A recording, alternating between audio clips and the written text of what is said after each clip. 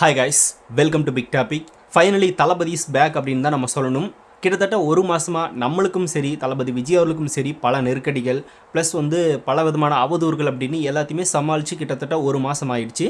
தளபதி விஜய் அவர்களும் அரசியல் களத்துக்கு வந்து ஒரு மாதம் ஆயிடுச்சு. இதையெல்லாம் விட திமுக எதிர்ப்பு அப்படின்றத நம்ம பார்த்தோன்னா பெரிய அளவில் அரசியல் மூலமாக தளபதி சம்மந்தப்பட்டு நம்ம இது எதிர்க்காமல் அதிக அளவில் இருக்கிறோம். மற்றபடி கரூர் விஷயத்தில் நடந்துட்டு தான் இருந்துச்சு, இதெல்லாம் ஓகே. பட் எப்போ தளபதி பார்த்தோன்னா மறுபடியும் ரிட்டன் அரசியலுக்குள்ளே வருவார் அப்படின்ற ஒரு எதிர்பார்ப்பு இருந்துச்சு இல்லை, அதை தொடர்ந்து நம்ம பார்த்துட்டே தான் இருக்கோம்.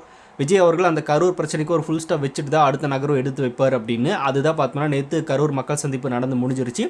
அதுக்கப்புறமா இன்றைக்கே தளபதி விஜய் அவர்கள் தன்னோட அஃபீஷியல் ட்விட்டர் பேஜில் பார்த்தோன்னா ஒரு அறிக்கை ஒன்று வெளியிட்டிருக்காரு. அதுதான் இப்போ பயங்கர வைரல். அந்த கமெண்ட் செக்ஷனில் போய் பார்த்தா நம்ம பசங்க எல்லாருமே தளபதி விஜய் அவர்கள் ரிட்டன் வந்துட்டார் அப்படின்றதுக்குண்டான ஒரு மிகப்பெரிய ஒரு ஃபயர் மூடில் இருக்காங்க தான் சொல்லணும். அந்த லெவல் இருந்துச்சு.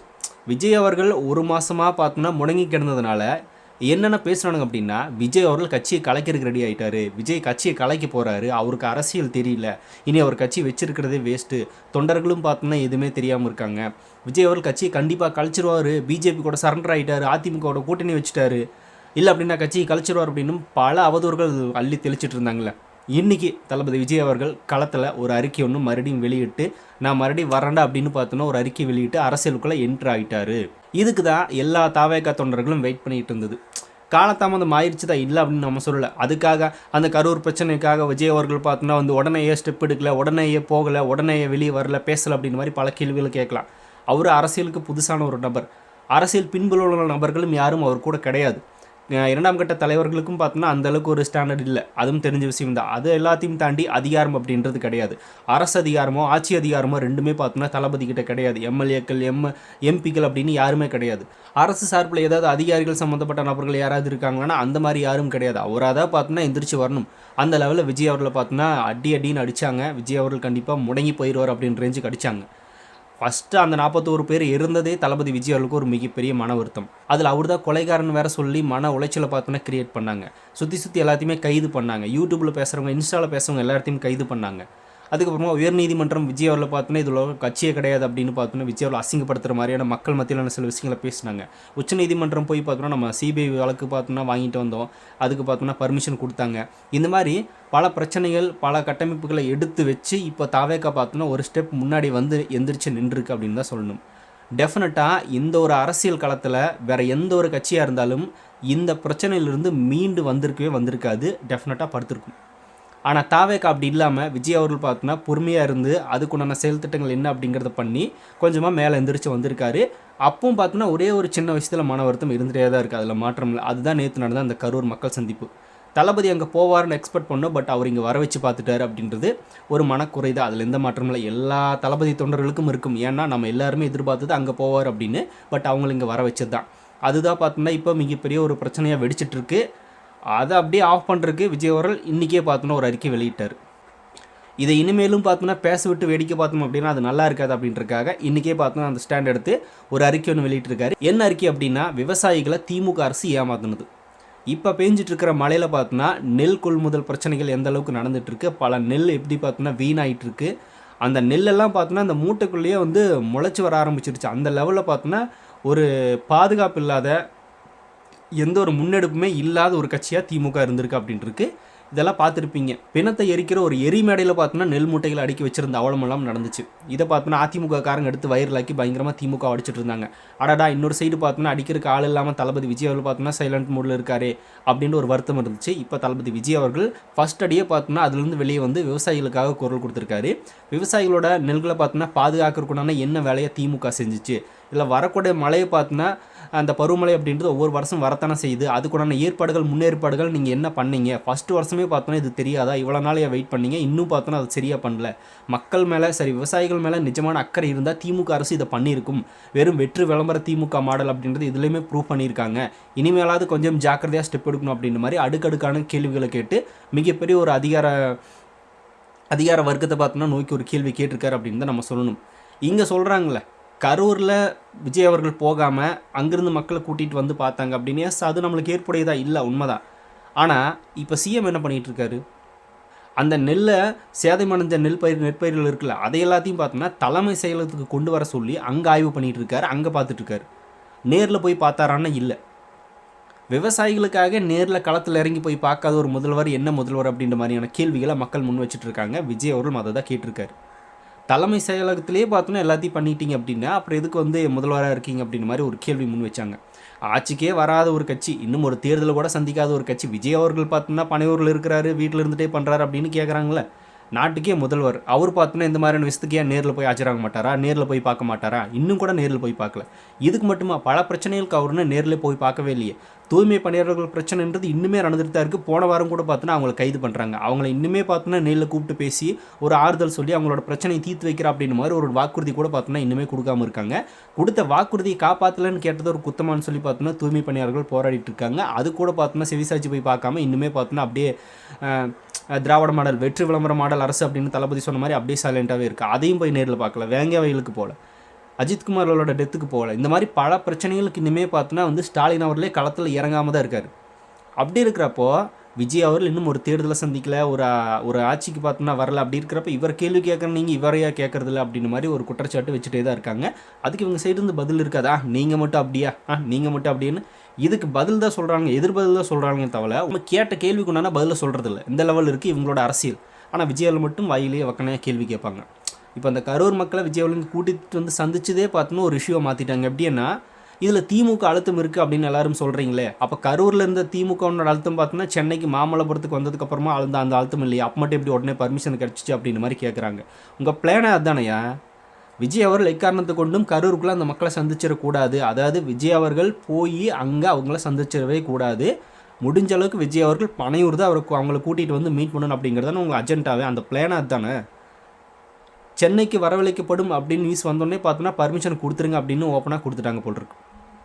ஏன்னா அங்கேருந்து இங்கே கூட்டிகிட்டு வந்தால் தானே விஜய்களுக்கு ஒரு அவப்பெயர் கெட்ட பெயர் ஏற்படும் அப்படின்றது தெரிஞ்சுக்கிட்டே தான் இங்கே பர்மிஷன்றது கிராண்டாக கொடுத்துருக்காங்களே தவிர நல்லெண்ணத்துலலாம் ஒன்றும் கிடையாது. அங்கே பார்க்க விடாமல் தடுத்து இங்கே தான் அவர் பார்க்கணும், அப்போ தான் ஒரு மாதிரி ஒரு அவப்பெயர் ஏற்படும் அப்படின்ற மாதிரி தடுத்து நிறுத்தியிருக்காங்க. அதுதான் உண்மை.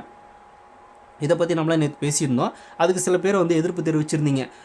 விஜய் அவர்கள் பார்த்தோன்னா அந்த சுச்சுவேஷன் காரணமாக தான் அது முடிவு எடுத்திருப்பார் ப்ரோ அப்படின்னு.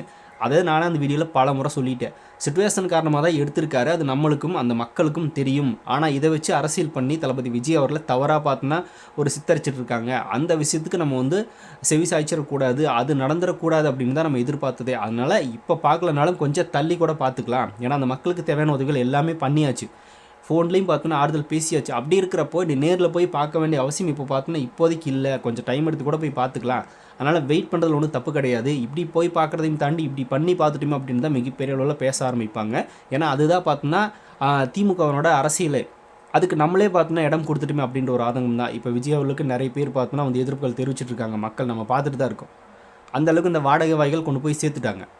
பல விமர்சனங்களுக்கு நம்ம பதிலடி கொடுத்துருக்கோம், பல அவதூறுகளுக்கு பதிலடி நம்ம கொடுத்துருக்கோம். ஆனால் இதுக்கு என்ன மாதிரியான பதிலடிங்கிறது கொடுக்கவே முடியாது.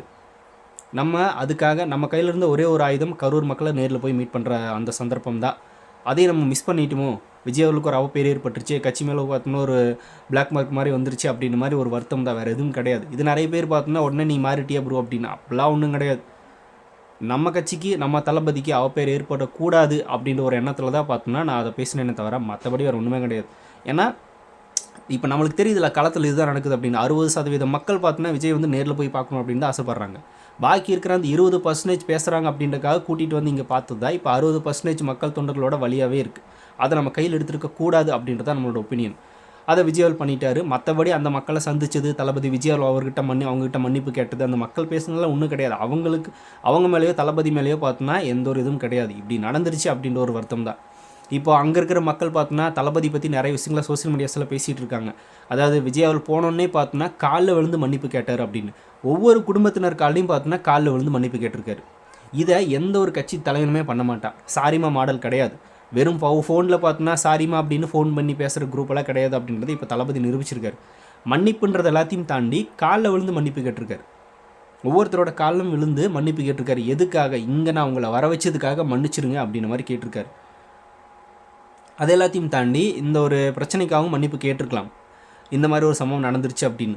ஸோ அது பார்த்தோன்னா எதிர்பாராத வரமாக நடந்தது. எல்லாருமே பார்த்தோன்னா வந்து இந்த மாதிரி ஒரு நடக்கணும் அப்படின்னு யாருமே எதிர்பார்க்கல. அசம்பாவிதம் தவறு நடந்துருச்சு, அதுக்கு ஒன்றும் பண்ண முடியாது. சதியா விபத்து அப்படிங்கிறதெல்லாம் சிபிஐ பார்த்துக்கிட்டோம். இப்போதைக்கு பார்த்தோன்னா இந்த மாதிரி ஒன்று நடந்துருச்சு அப்படின்றத இஷ்யூ. அதனால் அதுக்கு தளபதி மன்னிப்பு கேட்டிருக்காரு. அவங்களோட குடும்ப பிரச்சனைகள் என்னென்ன, அவங்க கடன் பிரச்சனை என்ன, கல்வி பிரச்சனை என்ன, என்னை வந்து உங்களோட குடும்பத்தில் ஒருத்தனா ஏற்றுக்குங்க அப்படின்னு கேட்டிருக்காரு. யாராவது கேட்பாங்களா அப்படி? இனிமேல் நான் உங்களை பார்த்துக்கிறேன்னு சொல்கிறது வேறு. என்ன பார்த்தோன்னா உங்களோட குடும்பத்தில் ஏற்றுக்குங்க அப்படின்னு ஒரு தலைவன் பேச முடியுமான்னா முடியாது. அதை தளபதி சொல்லிட்டு வந்திருக்காரு. ஒவ்வொரு குடும்பத்துக்கூடையும் பார்த்தோன்னா கிட்டத்தட்ட 1 மணி நேரம் 1/2 மணி நேரத்துக்கு மேலே பேசிட்டு வந்திருக்காரு. இதுவும் நடந்திருக்கு. அது அங்கே இருக்கிறவங்களே சொல்கிறாங்க. அப்புறமா இன்னொரு பெரியவர் சொல்கிறதெல்லாம் கேட்கும்போது ரொம்பவே வருத்தமாக இருந்துச்சு. தளபதி வந்து ரொம்பவே இழைச்சிட்டாரு. நாங்கள் கூட பார்த்தோன்னா ரொம்ப ஸ்ட்ராங்காக தான் இருந்தோம். அவரை பார்த்தோன்னே அழக்கூடாதுன்னு தான் இருந்தோம். ஆனால் அவர் அழுதுனால பார்த்தோன்னா எங்களால் தாங்க முடியல. அவர் அந்தளவுக்கு ஸ்ட்ரெஸ்ஸில் தான் இருக்கார். அதை நினச்சே பார்த்தோன்னா இழைச்சிட்டாரு அப்படின்னு ஒரு அம்மா சொல்லுது. இந்த மாதிரி விஜய் அவர்கள் தான் மிகப்பெரிய அளவில் ஒரு வருத்தம் இருக்குது அப்படின்றது அவங்க பேசும்போது நம்மளால் தெரிஞ்சுக்க முடிஞ்சிச்சு. இந்த மாதிரி தளபதி விஜய் அவர்கள் அந்த மக்கள் கூட எந்த அளவுக்கு ஆதரவாக இருந்துக்காரு, ஆறுதலாக இருக்க போகிறார் அப்படின்ற பல விஷயங்களை பார்த்தோன்னா நம்ம பார்த்துட்டோம். அப்புறமா ஒரு ஃபோன் கிடையாது, ஒரு செக்யூரிட்டி கிடையாது, யாருமே கிடையாது. நாங்கள் விஜய் மேலே இருந்த ஒரு கோபத்தில் விஜய் அடித்தாலும் கூட அங்கே ஏன்னு கேட்குறக்கு ஆள் கிடையாது அப்படின்னு அந்த அம்மா சொல்கிறாங்க. அந்த லெவலில் தளபதி தனியாக தான் வந்திருந்தார், தனியாக தான் பேசினார், யாருமே கூட கிடையாது, நாங்களும் தளபதி மட்டும்தான். இதை வந்து வெளிப்படையாக அரசியலாக்க விரும்பலை அப்படின்ற மாதிரியெல்லாம் சொல்லியிருந்தாங்க. அதெல்லாம் பார்க்கும்போது ரொம்பவே பார்த்தோன்னா விஜய் அவர்களோட மன அழுத்தம் எந்த லெவலில் இருந்திருக்கு அப்படிங்கிறத நம்மளால் பார்க்க முடிஞ்சுது. அவர் அங்கேருந்து இங்கே கூட்டிகிட்டு வந்து பார்த்துருந்தாலும் அவங்க மக்கள்கிட்ட பேச வேண்டிய விஷயங்கள், அந்த மக்கள்கிட்ட பார்த்தோன்னா ஆறுதல் கொடுக்க வேண்டிய விஷயங்கள் அப்படின்றது எந்தளவுக்கு அவரோட உள் மனசுலேருந்து வந்திருக்கும் அப்படின்றது நம்மளால் கிளியராகவே புரிஞ்சுக்க முடியுது. இதுவும் பார்த்தோன்னா ஒரு தலைவன் பண்ணுற வேலை தான். அந்த தலைவன் தளபதி விஜய் அவர்கள் அப்படிங்கிறதுல எந்த மாற்றமும் இல்லை.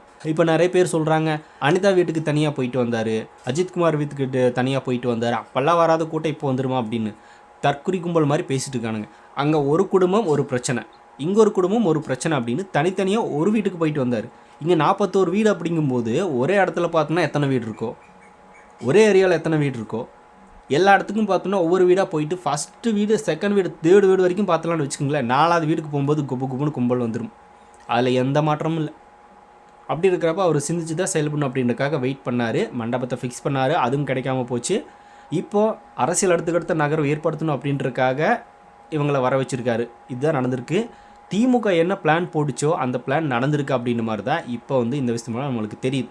ஆனால் நம்ம சைடு இதை வந்து எடுக்காமல் கொஞ்சம் கேப் விட்டே பார்த்துருக்கலாம் அப்படின்றது நம்மளோட ஒப்பீனியன். ஏன்னா அவங்க நினச்சது நடந்துருச்சுல்ல, இப்போது நடத்திட்டாங்கல்ல, அதுதான் நம்மளோட ஆதங்கம். அதுக்கு தான் பார்த்தோன்னா நான் வந்து இதை பண்ணாமல் இருந்துக்கலாம் அப்படின்னு சொன்னது வேறு ஒன்றும் கிடையாது. இப்போ சரி ஓகே, இதெல்லாம் ஃபைனல் முடிஞ்சிச்சு. இந்த கரூர் பிரச்சனை அப்படிங்கிறது இன்னையோட முடிஞ்சுது. இன்னி பல அவதூறுகள் பல பிரச்சனைகள் அப்படின்னாலும் தாவேக்கா பதிலடி கொடுக்கறதுக்கும் ரெடியாக இருக்குது. ஏன்னா இப்போ அடுத்த கட்ட அரசியல் நகர்வு அப்படிங்கிறது தளபதி விஜய் அவர்கள் எடுத்து வச்சுட்டாரு. இந்த பிரச்சனையிலேருந்து வெளியே வந்ததுக்கப்புறமா ஃபர்ஸ்ட் டைம் விவசாயிகளுக்காக குரல் கொடுத்துருக்காரு. பல பிரச்சனைகள் பார்த்தோம்னா இன்னும் பேசும் பொருளாக மாறப்போகுது. இதையெல்லாம் விட அந்த சுற்றுப்பயணம் இந்த வாரம் சனிக்கிழமை இருக்குமான்றது தெரியல. பட் நெக்ஸ்ட் வீக்லேருந்து ஸ்டார்ட் பண்ணிடுவாங்கன்னு தோணுது. மேபி இந்த வீக்கே ஸ்டார்ட் பண்ணாலும் ஒன்றும் பிரச்சனை இல்லை. பட் பார்ப்போம் என்ன நடக்குது அப்படின்னு. பட் இனிமேல் இந்த மாதிரியான பாதுகாப்பு முறைகள் அப்படிங்கிறது இன்னும் தீவிரமாக இருக்கணும். ரொம்பவும் பார்த்தோன்னா அந்த இராணுவ கட்டமைப்பு அப்படிங்கிறது நம்மளோட தொண்டர்கள்கிட்டே இருக்கணும். அதுக்காகவே பார்த்தோன்னா ஒரு 50 தொண்டர்களை பார்த்தோன்னா ஃபிக்ஸ் பண்ணி வச்சுறது நல்லது. அவங்க பார்த்தோன்னா அந்த பிரச்சாரம் முடிஞ்சதுக்கப்புறமா அவங்கள வெளியே அனுப்புறக்கும் உள்ள அனுப்புறக்கும் நம்ம சைடும் பார்த்தோன்னா ஒரு ஸ்ட்ராங்கான ஆள்களை நிப்பாட்டி அவங்களுக்கு அதை செயல்படுக்குண்டான அந்த ட்ரைனிங்ன்றது கொடுத்து ஒரு இராணுவ கட்டமைப்போடு அந்த பிரச்சாரம் நடக்கணும் அப்படின்றது நம்மளோட ஒப்பீனியன். அந்த மாதிரியான ஒரு முடிவை எடுத்திருப்பாங்க அப்படின்ற மாதிரி தோணுது. திருந்து பார்ப்போம் என்ன நடக்க போகுது அப்படின்னு. ஸோ தளபதி இட்ஸ் பேக் அப்படின்னு நினைக்கும் போதே ரொம்பவே ஹாப்பியாக இருக்குது. அதுலேருந்து அவர் வெளியே வந்துட்டார் அப்படின்ற மாதிரி ஓரளவுக்கு சாட்டிஸ்ஃபைடாக இருக்குது அப்படின்றதுல மாற்றம் இல்லை. ஸோ நீங்கள் என்ன நினைக்கிறீங்க அப்படிங்கிறத கமெண்ட்டில் ஷேர் பண்ணிட்டு போங்க. அப்படியே பிக் டாபிக் சேனல் யாராவது சப்ஸ்கிரைப் பண்ண வந்து மறக்காமல் சப்ஸ்கிரைப் பண்ணிக்கோங்க. நிறைய big topics, political news, trending news, cinema updates அப்படி நிறைய நம்ம சேனல் தொடர்ந்து வரப்போகுது.